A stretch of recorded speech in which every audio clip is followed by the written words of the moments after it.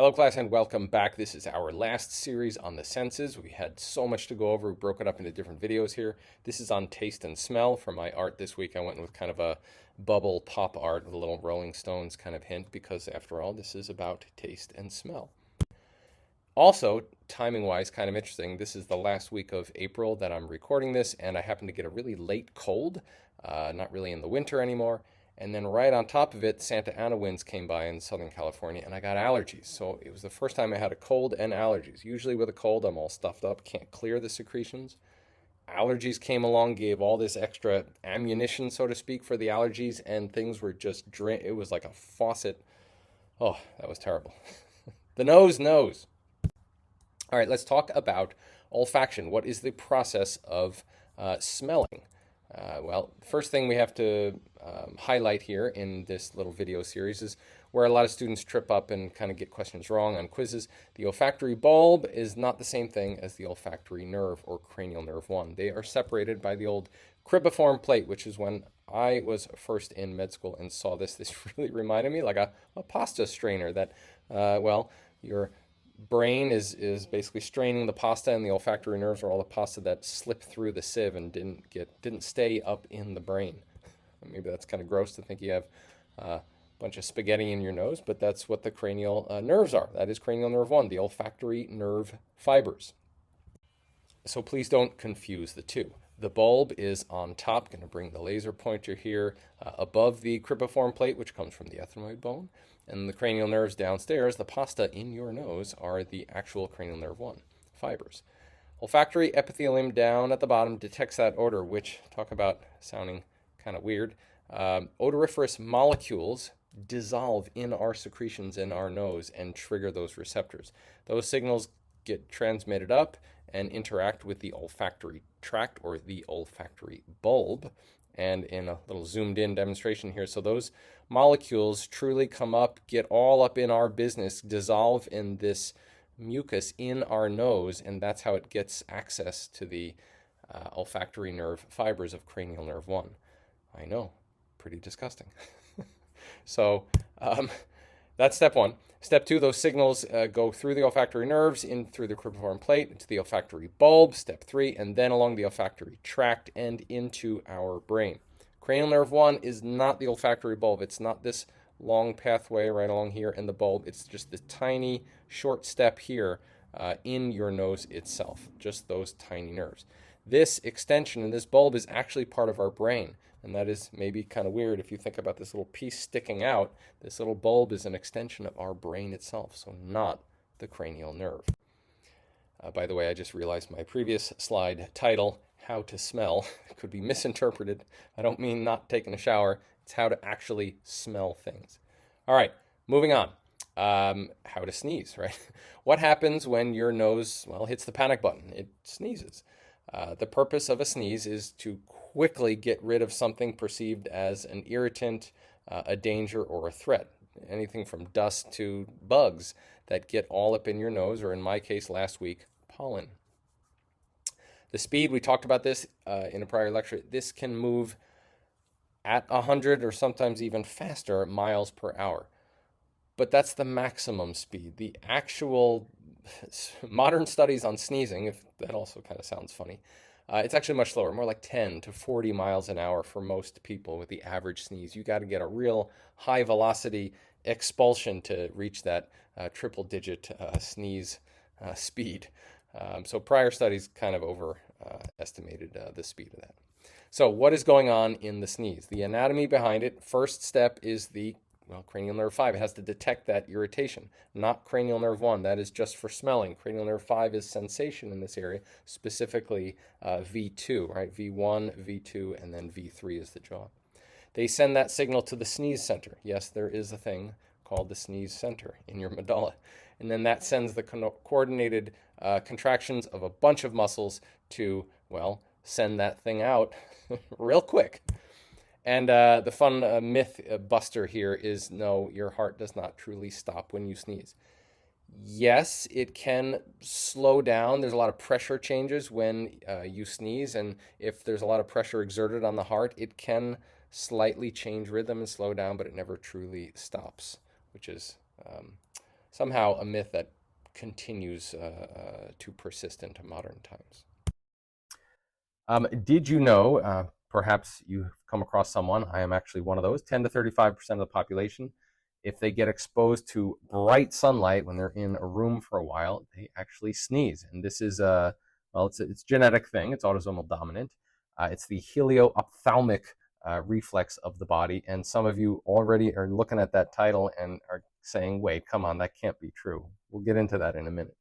But it's pretty cool. We're going to talk about it in the next slide. I did not know this, had to look this up when I was making this presentation for some fun facts about the nose, but apparently that's the record, 978 days. Pretty ridiculous.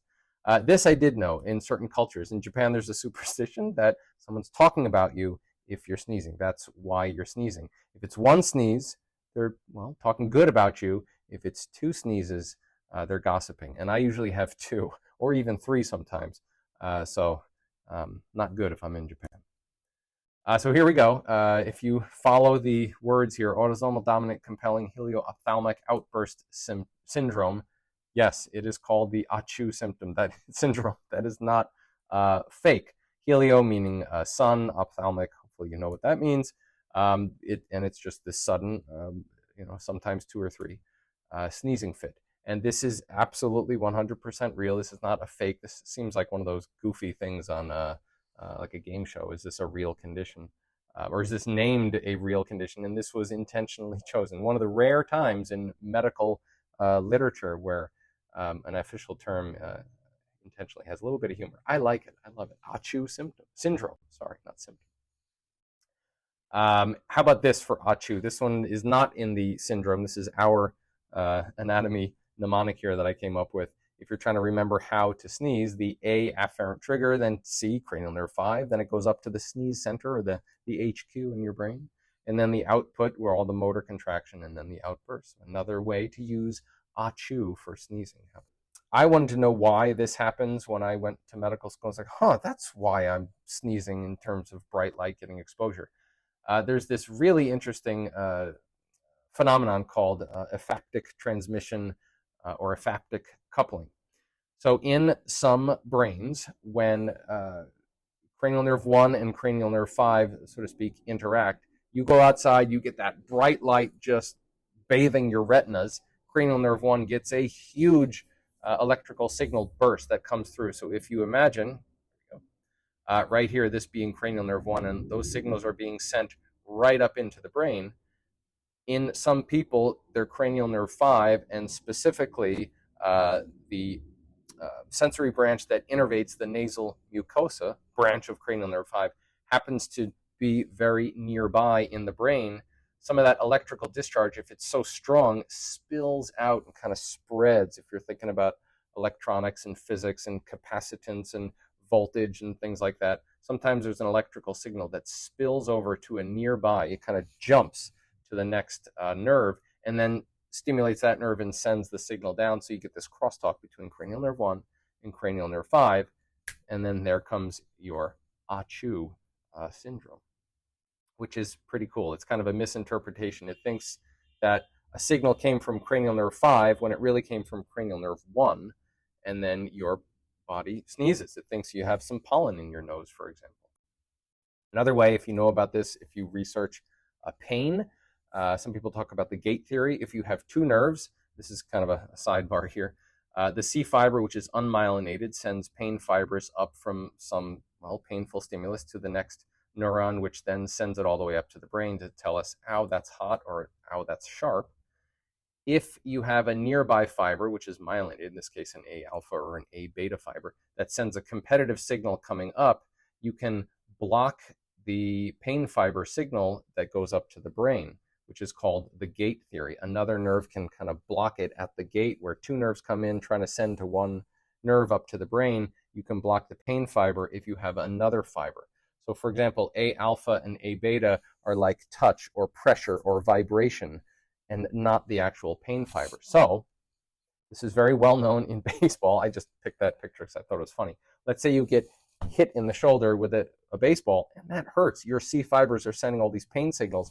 What do? Well, you got to rub it. Why are you rubbing it? You're now stimulating those other fibers, the highly myelinated A alpha, A beta fibers, which send signals faster than the unmyelinated C fibers, which send signals slower. You can kind of beat it to the spinal cord to send the signal up to the brain, say, no, that's not pain, it's just a rubbing sensation. So you can block the pain signal. Of course, the unwritten rule in baseball is never rub when you get hurt. You want to just stand there and say, yeah, I can feel that pain. I'm going to take that pain, and not rub it to get rid of the pain. But it's science. Rubbing does work to help dampen the pain. So let's move on to the tongue. Quick cranial nerve review. We talked about this in lecture. This is not a cranial nerve video, but it is fascinating what happens on the motor side and the sensory side in the tongue. There is a heck of a lot going on. Motor side is mostly cranial nerve 12 with a little bit from cranial nerve 10 in the back. For sensory, it depends on what we're talking about. So cranial nerve 7 does special senses, taste, anterior 2/3, whereas posterior 1/3, glossopharyngeal nerve, cranial nerve 9, does taste, but also sensation. But if you're going to go back to the anterior 2/3 of the tongue and you're just talking about sensation, not taste, that's cranial nerve 5. So it's a little bit tricky. Here's another slide that we took from lecture, drawn out in a slightly different way, but hitting on those different points. So depending on what sensation you're getting in your tongue, it's not necessarily taste, right? This is what people talk about, the gourmet people with the mouth feel, the fullness, how much kind of thickness or creaminess is in a food. There are different nerve fibers that are sending those signals. How about some, well, I mean, maybe fun facts. Some people think this is kind of gross, but the bulk of the tongue mass is muscle. It's just a big, thick old muscle, the genioglossus muscle, which is kind of weird. Your tongue is just a big old muscle. There are a lot of bumps on your tongue, which make up the papillae, and there are different names for the papillae. But lingual papillae are really bumpy. They're not underneath the tongue. They're only on the top of the tongue or the dorsal surface. So that part underneath your tongue, no bumps. Those bumps are not the buds, though. Those are lingual papillae. The buds are on the sides. We're going to talk about that right now. So I'm going to have a zoomed up picture of a lingual papillae, and on the sides in little valleys or cavities, that's where the taste buds are. That's where the specialized cells are. You don't want them exposed to, well, everything that happens when you're scrounging for food. Think of yourself in a naturalist state and you're just grabbing food from the ground and eating, and you might puncture your tongue with a stick or a rock. Or in modern times, and when we're cooking food in our kitchen, and we might burn our tongue, the papillae are there on the top to, so to speak, take those hits. The taste buds are down in the corners. So what are these different papillae here? Fungiform, filiform, foliate, circumvallate, different kind of papillae. This whole thing right here is the papillae on the sides of the tiny little specialized epithelial cells that are the taste buds themselves. Maybe you can think of them as taste buds being, well, shy. They hang out on the sides of the papillae. Quick little review, excuse me, fungiform, foliate, circumvallate, different locations on the tip and sides, going towards the back and all the way in the way back. I don't have a good mnemonic. If you do for fungiform versus foliate versus circumvallate, please let me know. So we're going to do a little callback here. Did you know that about 80% of flavor of your taste is from the old nose, which is why food doesn't taste as good when you have a cold or COVID. I got COVID in 2020, and that was when I realized, oh my God, I can't smell a thing. Coffee was just, it was like water. Food was like paper. It was terrible. That's how I knew I had COVID. It is amazing how much you taste with your nose. If you don't believe it, just close your nose when you're about to eat something. It's my younger daughter's trick when she has to eat something that she does not like the flavor of. You'll hold the nose, you don't taste it that much. Speaking of smell, some of those olfactory signals go straight through to the limbic system. We talk about limbic system in the central nervous system lecture, but there's this whole concept of thalamus kind of rewiring and rerouting the thalamus, which interacts with the higher level cortex, right? The more evolved part of our brain. The limbic system is that deep ancestral, well, emotion memory part of our brain, and it goes real quick. It's a much faster signal from the olfactory nerves straight into the limbic system before it gets to the brain, which is that deep, well, emotion and memory, which is why some smells can bring on such wonderful memories. Like when you smell something, if you hop off the plane at a new country that you haven't visited in a while, or you go back home and you get all the smells of home, it's really great. That's your limbic system talking, which is really cool. By the way, when you do get, if you ever had COVID, or when you've had COVID, olfactory neurons do get destroyed with COVID, but they do grow. And yeah, thank goodness for that, because once I could smell again and taste again, life became so much more fun. Okay, many of us know the classic, well, tongue map, right? Bitter, sour, sweet. My face is in the way, but salty is the other one. The classic teaching is sweet is at the tip, bitter is in the back, and salty is on the sides. Well, guess what? That has been thoroughly debunked. This was all based on a really old paper back in 1901. It was mistranslated, it was oversimplified, and people just took it and ran with it for many years, and the medical community never decided to do another follow-up study on taste until quite recently, and we're going to talk about this in a minute. We now know that there are taste buds that are spread throughout the tongue, and some taste buds can process multiple stimuli. 50 to 100 epithelial cells make up a taste bud, and like I said, multiple stimuli can come in at once, and even some plasticity. If you know what neuroplasticity means, some taste receptor cells can adapt, change, regenerate, and kind of like the olfactory cells. Another reason why we group taste and smell in the same talk. That neuroplasticity is really cool, I think, because I love, I'm a foodie, so to speak. I'm not a gourmet person, but I do enjoy cooking and baking. So the real truth about taste buds, all 5 of them, and now we know that there's a 5th taste, can be detected all over and throughout the tongue, and even beyond the tongue. Some areas in the back of your oropharynx, soft palate, pharynx itself, even the epiglottis, and even parts of the esophagus, which is pretty wild. Some regions of the tongue might have higher or lower sensitivities in terms of sweetness, saltiness, sour, but no single taste is restricted to one area. So that classic tongue map just doesn't exist. So what is in a distinct place? Well, it's the papillae. I made a little table here. We don't quite have a mnemonic for fungiform versus folate versus circumvallate, but the filiform, we do have a neat little point here. Filiform papillae don't have taste buds. All the other 3 do.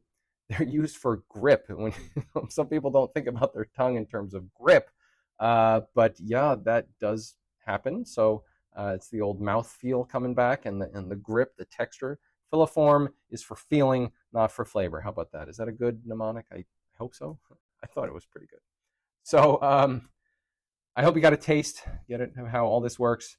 Follow your nose when you're studying, and go with your gut. Maybe I should save that for a gastrointestinal lecture.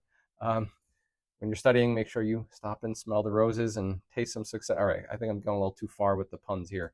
But a little umami as well. Umami is that 5th taste, and before we send this video into the internet here, I want to end this talk with just a few comments on umami. It is that untold flavor, that savory and brothy, kind of meaty, earthy, I've also heard it described as. And its glutamate is really what is determining this. 100% this is a real taste. In about 20 years ago, as the making of this video, or 20 plus actually, people finally discovered and were able to study this and realize there is this appreciable separate taste called umami, and this is that right mouthfeel, the earthy, meaty savoriness, this kind of complex and yet balanced. It's hard to describe. You just gotta go for it and get into it. What foods have umami? And this took a while until I really got exposure to a lot of Asian foods. I didn't really appreciate umami because mushrooms was really when I first got it, when I finally started to appreciate the taste and flavor of mushrooms. I got that earthiness, that balanced flavor that just kind of gives your, well, taste buds this kind of unique set. Well, it's just balance, this complex balancing flavor. Miso, nori or seaweed, kimchi, soy sauce has a ton of, I could put soy sauce on everything. It's just so good. It's that balanced flavor. But it's not all Asian food, right? Parmesan cheese and tomatoes. This is why Italian food is just so good. I can literally drink a pasta sauce. My wife's caught me doing that a couple times because it has that umami. When you get just the right balance, when you make your own tomato sauce, adding in those specialty ingredients, you get that perfect, umami. All right, I think I'm going to leave it at that. If you have any good umami foods, please let me know. Send it to me in the inbox in class, or certainly drop it in the comments. If you have any other mnemonics, let me know. I love to spread the word to my other students. See you in the next video.